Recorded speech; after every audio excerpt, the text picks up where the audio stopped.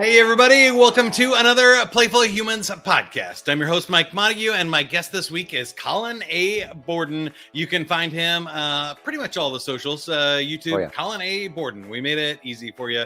That's also Playful Humans tag, playfulhumans.com. There's a playfulness quiz if you want to find out your play personality and do more. We're going to talk about playing for a living here. Colin has done a ton of acting, directing, and general shenanigans trying to entertain people. And we're going to learn all about it. Hopefully you can learn something that'll help you find a little more fun, flow, and fulfillment in your life and career. Here we go.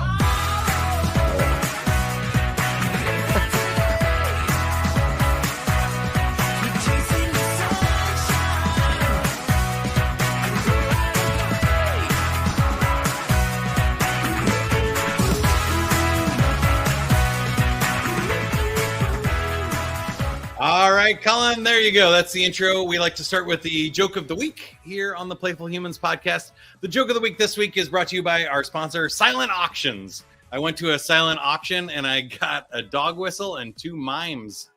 Very good. Okay. Why did the old man fall down the well? Why did the old man fall down the well? He couldn't see that well. Ba-boom. There you go.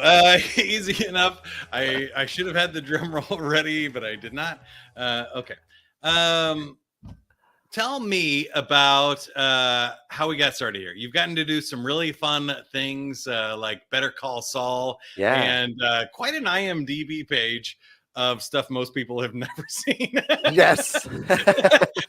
that's my bread and butter. How did I get into it? Well, just as a kid acting, my friend was going to an audition, and I was in 3rd grade. He was going to an audition for a local play, and I wanted to hang out with him, so I went with him. And it was just kind of like an immediate spark of, when you know that you found your people. And I went to film school, so I took a little bit of a hiatus from acting proper for a little while there. But it's been, just a lifelong kind of pursuit. So you did go to school for it, but did you ever have like a day job or no cubicle gig? No, I've had I worked at the Build-A-Bear workshop for a year and a half or so in high school. And then when I was in college, our film department had a motion picture, a theater, a real life theater. And I was a projectionist and the manager of the theater for a while. And it was like, old timey 2 projector system. We had to do the changes ourselves. So when you see that little like cigarette burn in the corner, they don't do that anymore at all. That was me.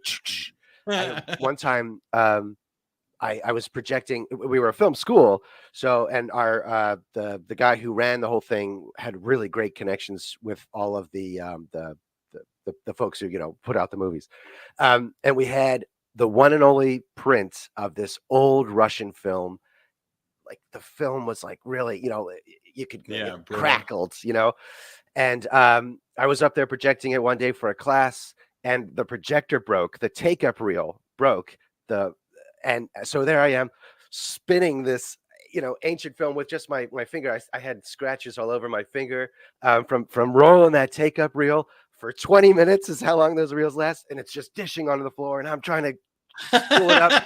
And then I got to go over and I got to change, seamlessly so that nobody misses a beat. And then I got to go back and and so that was pretty horrifying. I still have like nightmares every now and then about projecting. About that one.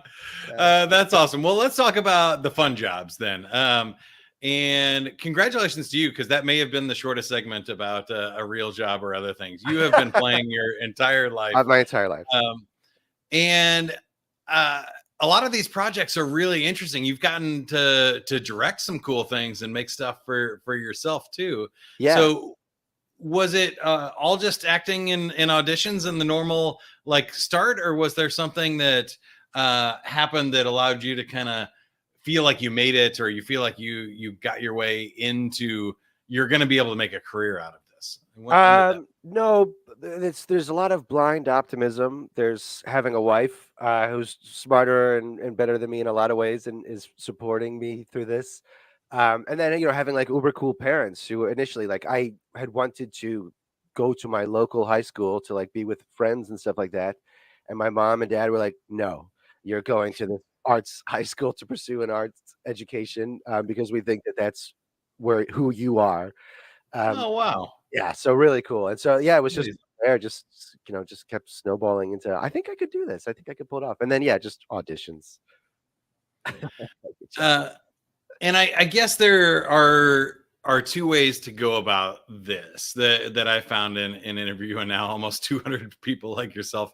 There is sort of like the build the following. You have about 100,000 followers on Instagram and stuff, and kind of making your name, and then you get to make your own stuff, and you're in control of that channel, and you get to do it, and combining that with the stuff that you're making for and with other people and the kind of traditional route. Did you find more success in one way or the other?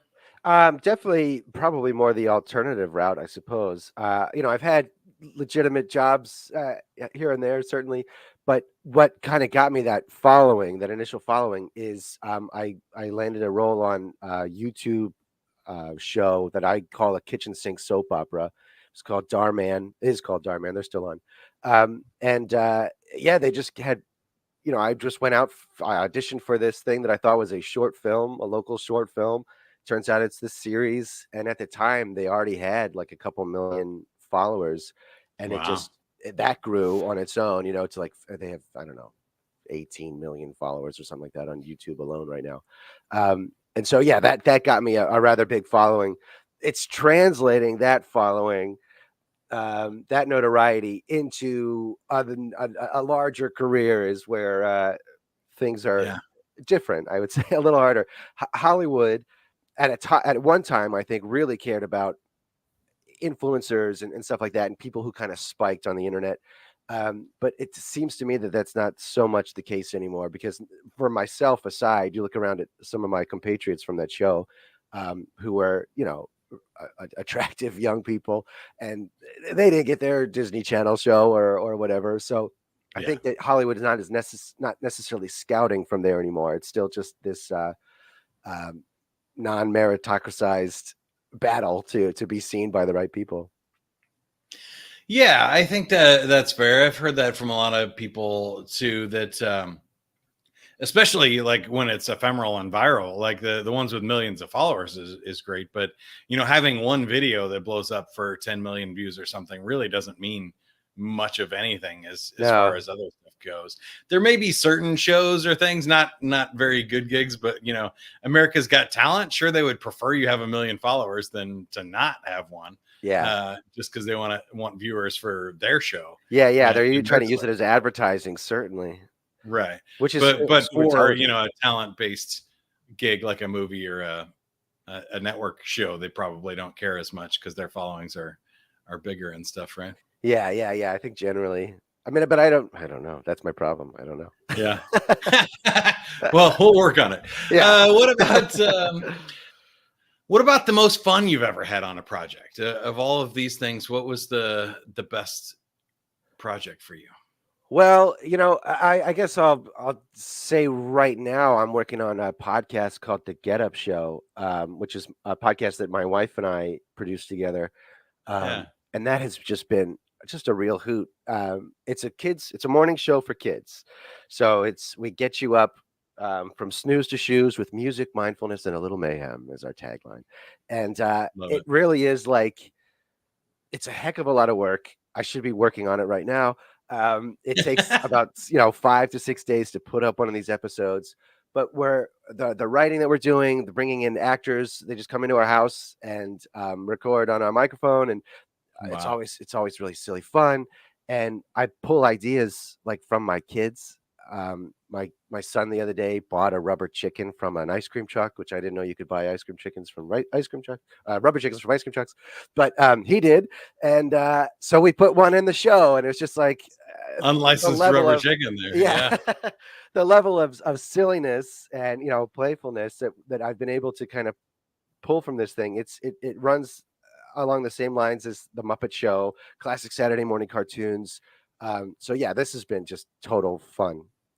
That's awesome. That's the stuff that I always loved too, is when people are not afraid to be silly, having a great time, but getting to do it with your family sounds amazing. It's too. spectacular. Yeah. My wife and I just like throw scripts back and forth at each other and write this thing. And yeah, it's a lot of fun. Well, definitely check out the Get Up show. Hopefully we'll send a couple of people your way for sure. Yes, please. And then tell me, so I mentioned the Better Call Saul. That was the one that I recognized out of your list, but was there a biggest project you worked on or No, I reckon that's it so far. Yeah. That being on that set, I've been on a lot of sets of various sizes, but that one, I was a rather small part. I was in a couple episodes, but a small part made a little smaller in editing. But there was like a costumer that was just there to like make sure that my tie was straight every take and stuff like that. And the people that worked on that show are all so kind. And I'm number 80 something on the call sheet. They were all pulling for me, like, oh, nice work. Oh, this is fun.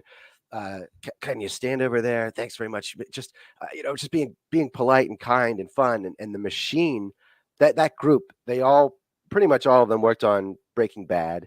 Now they're working on, then they worked on Better Call Saul. Now they're working on another project together. And it's just this well-oiled machine. And so that's really fun to kind of be dropped down in front of that. Like, the skilled laborers that are working on that show, putting it together. It's just impressive.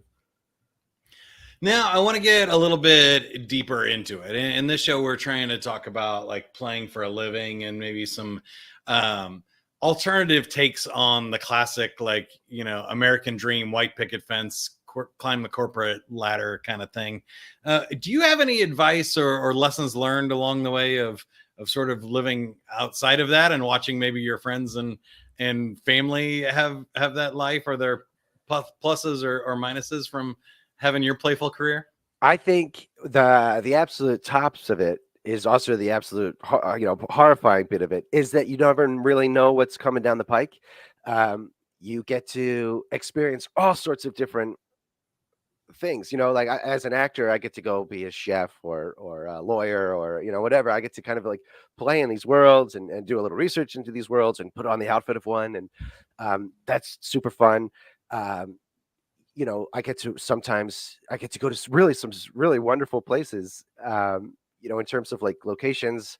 I've been flown places before, other states and things like that I would otherwise not have been going to.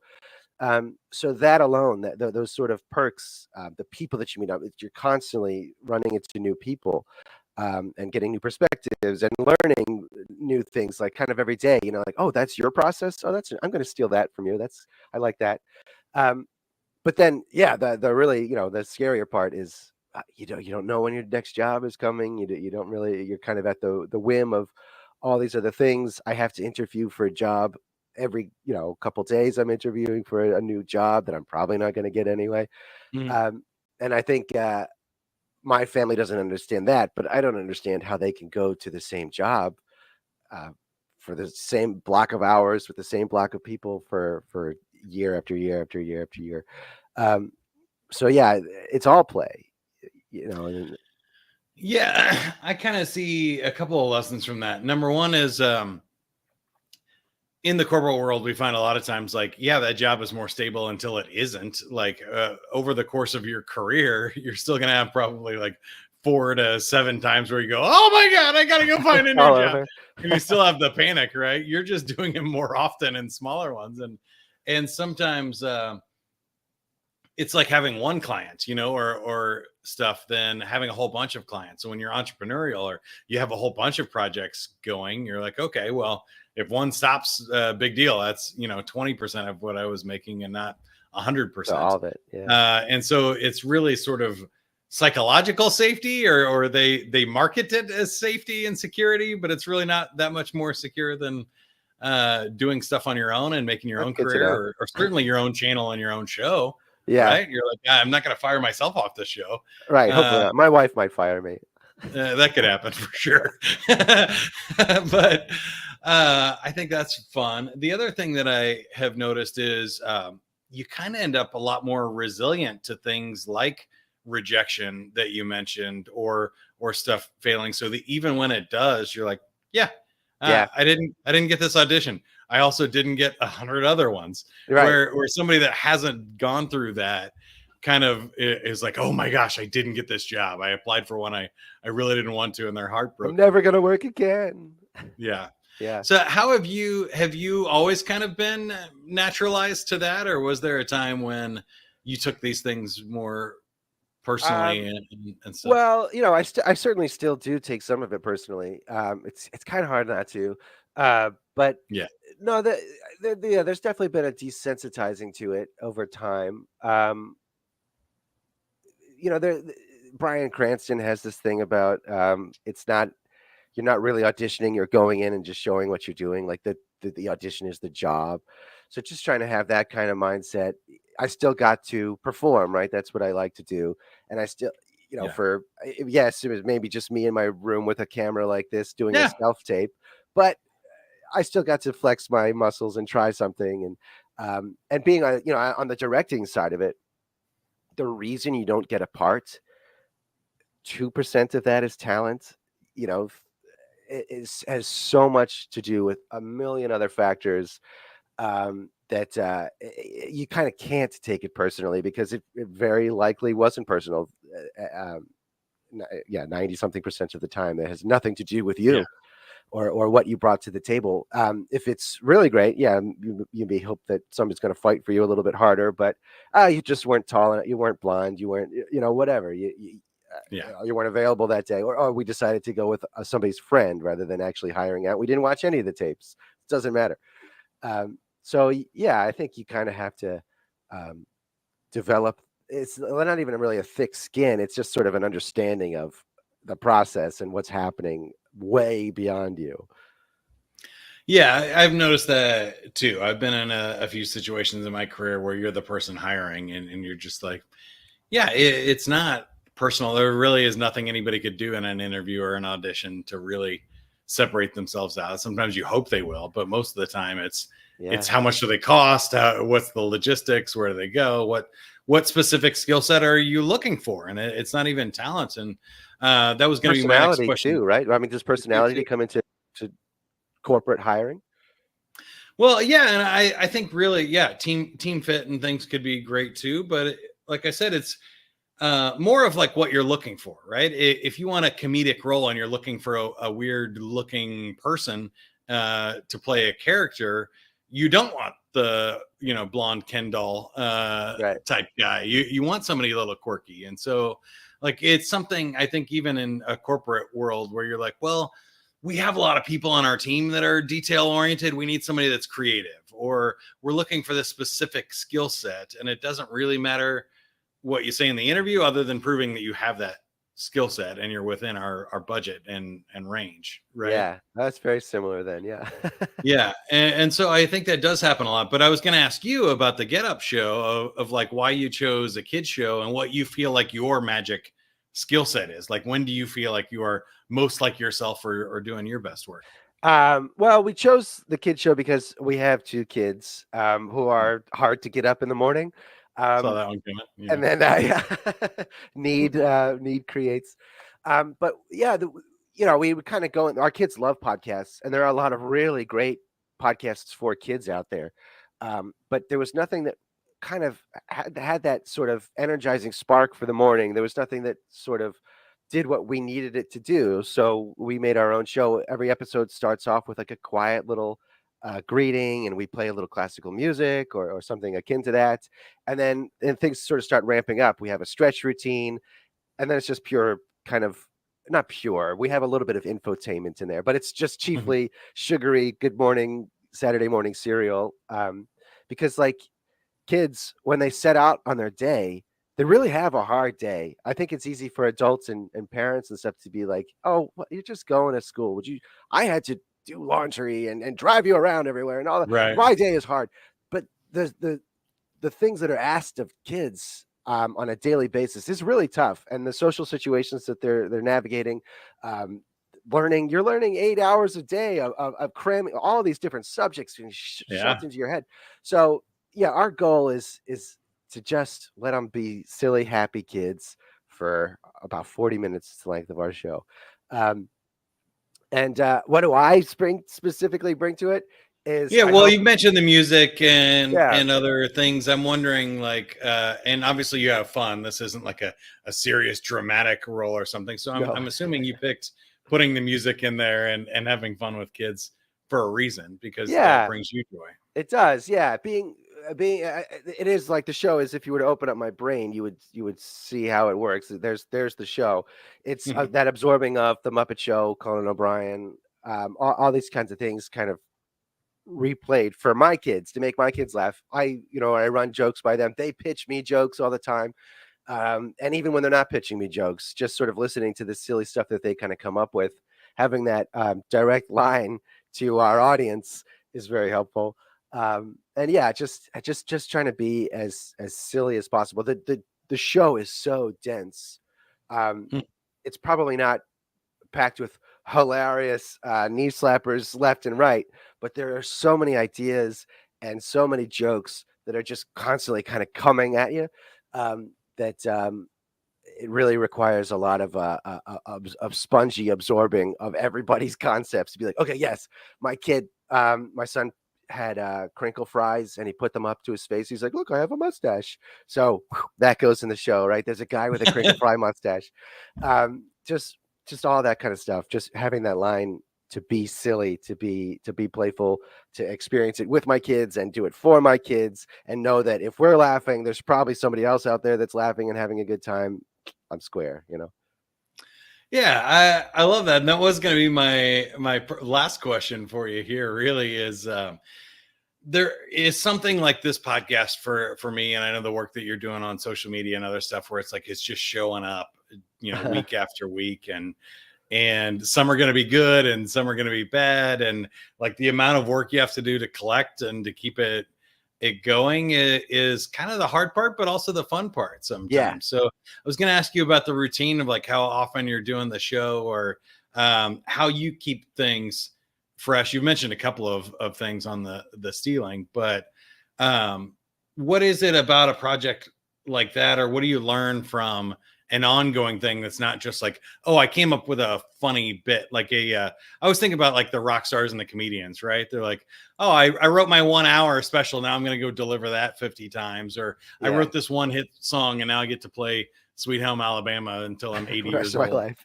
Yeah. Like I don't think that would be fun, but I enjoy the ongoing show part of it, and I learn a lot from that. How about you? Yeah, I would say likewise. It's the enjoyment certainly is. Andy Richter has something about. He says they were laying tracks for a train that they could see, and it's very much. I get Monday off usually, and other than that, all 6 days are just doing this show, coming up with ideas, writing things, people coming over, recording, we're editing. There's never like a really spare moment, which is sort of like a little maddening. Yeah, I was gonna say maybe a little too much. Maybe 5 days a week could be all right. Yeah. A little bit. We'll see what we could do next season, I think. But yeah, the work is the joy, and as far as I know, there's a few people listening because we do have some metric out there.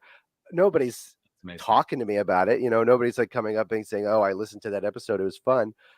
So it really is just the joy of creation and of playing, frankly, and doing these silly voices and coming up with these silly ideas is just joyful. And I reckon until it stops being joyful, and I don't mind the not sleeping in order to put the show up, then it's probably time to think about stopping it. But right now, there's why, Yeah, I think I agree with you there that you got to enjoy the work part of it, and then you put it out into the world. And what any kind of art you're making. I mentioned our playfulness quiz on the website, but if you're playing sports, you got to play because you like the sport, not because you're going to win or lose that day, right? It's the not knowing what's going to happen to it that's fun. Or if you like art and you're making a painting, you got to make it for you, and you got to enjoy painting, not the reaction you get from other people when they see your painting, because you can't control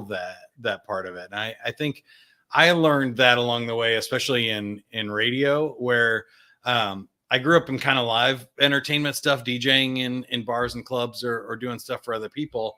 And then when I got on the radio, there's 100,000 people listening, but you can't see any of them. Right.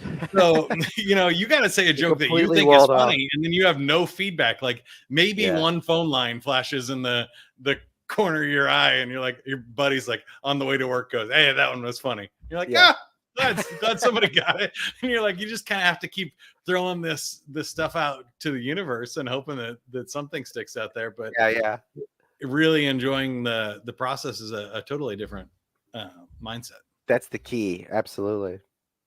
And all right, you ready to play a game? Oh yeah. Let's do it. All right, here we go. We're playing Survey Says. We surveyed 100 people. The top answers are on the card here. You get 2 out of 3 right. You win a free 30-second commercial for the Get Up Show. Oh my gosh. Here we go. We asked 100 people to name something you feel for in the dark. What do you think this is? Light switch. Number 1 answer. There you go. 68 points.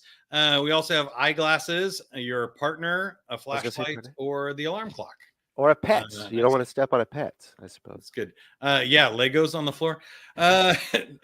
Name something you failed miserably at the first time you tried it. Riding a bike. Riding a bike, number 3 answer. There you go. That's number 1 was driving, which is not great. It's a little scary, yeah. You probably want to be a little careful on the first one. Cooking or baking, marriage. Nice. I got that one. And math or algebra. All right. This one, last one, is just for fun. Let's give you a hard one. Name something people do these days instead of reading books. Anything. I shouldn't say it. Instead of reading books, how about just watching TV? Classic. Number 1 answer, 56 points there. Going on the computer, internet, video games, movies, exercise, and shopping are the top answers. There you go. You win. So you get the air here. It's your show. So how can we help you, or how can you help us? I'd love it if you go check out the Get Up Show. It's morning time podcast, ostensibly for kids, but my mom loves it, and I know lots of other adults do as well. We get you up, snooze to shoes with music, mindfulness, and a little mayhem. It truly is just a fun time, especially if you're listening to this and you have a playful part of your brain. Go check it out, because it's just silly. It's just supposed to be fun. Super fun. And check him out, Colin A. Borden, on all the social media channels, Instagram and stuff. But go check out the Get Up Show on YouTube as well. Until next time, thanks for listening. If you can't be good at it. That's what I always say. We got the Playfulness quiz, playfulhumans.com/quiz. Hopefully a book coming out here soon, finishing up that. But send this episode to somebody that you think needs to hear it. Give us the thumbs up. Like we said, we both don't get enough comments or feedback, and nobody can get enough, positive approval. So certainly if you have good comments, leave those as well. And have a great week, everybody. Good play.